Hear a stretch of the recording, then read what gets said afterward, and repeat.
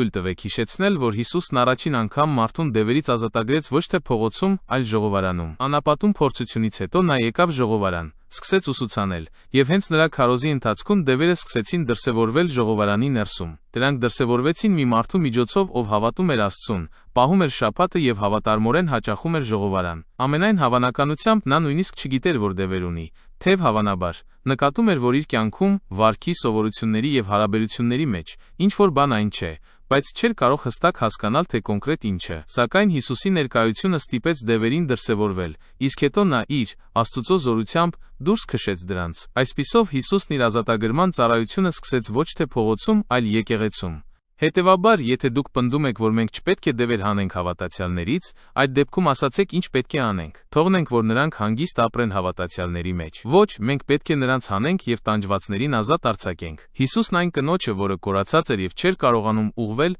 անվանեց Աբրահամի դուստր։ Իսկ այն ժամանակ եւ այն մշակույթում այդպիսի բան կարելի էր ասել միայն մեկի մասին, ով ճիշտ դիրքում էր Աստծո առաջ եւ հավատում էր Աստծուն։ Եվ նա ասաց. Իսկ Աբրահամի այս դստերը, որին սատանան կապել էր ահա 18 տարի, միթե պետք չէր արձակել այդ կապանքներից շաբաթ օրը։ Ստացվում է, որ նույնիսկ մեկին, ով ուխտի մեջ էր Աստծո հետ, կարող էր կապել սատանան, եւ սրա մեջ արտասովոր ոչինչ չկա։ Այդպիսի բան տեղի է ունենում ամեն քայլափոխի։ Բայց ամենակարևորն այն է, որ Հիսուս Քրիստոսը կամենում է եւ կարող է մեզ ազատագրել։ Հիսուսը նաեւ հեթանոս կնոջն ասաց, որ ազատագրումը երեխաների հացն է։ Նա սկսեց խնդրել Հիսուսին, որ իր դստերն ազատագրի դևերից, եւ Հիսուսն ասաց. Լավ չէ երեխաների հացն առնել, նկատի ունենալով ազատագրումը, որի մասին նա խնդրում էր ու շներին գցել։ Եվ սա վկայում է այն մասին, որ ըստ Հիսուսի ազատագրումը երեխաների հացն է, եւ այն նախատեսված չէ այն մարդկանց համար, ովքեր ուխտի մեջ չեն Աստծո հետ։ Մենք պետք է հասկանանք, որ Աստված ազատագրմանը վերաբերվում է ճիշտ այնպես, ինչպես մենք ուտելիքին, քանի որ մեղքի գերությունից ազատությունը նույն հոգևոր կերակուրն է,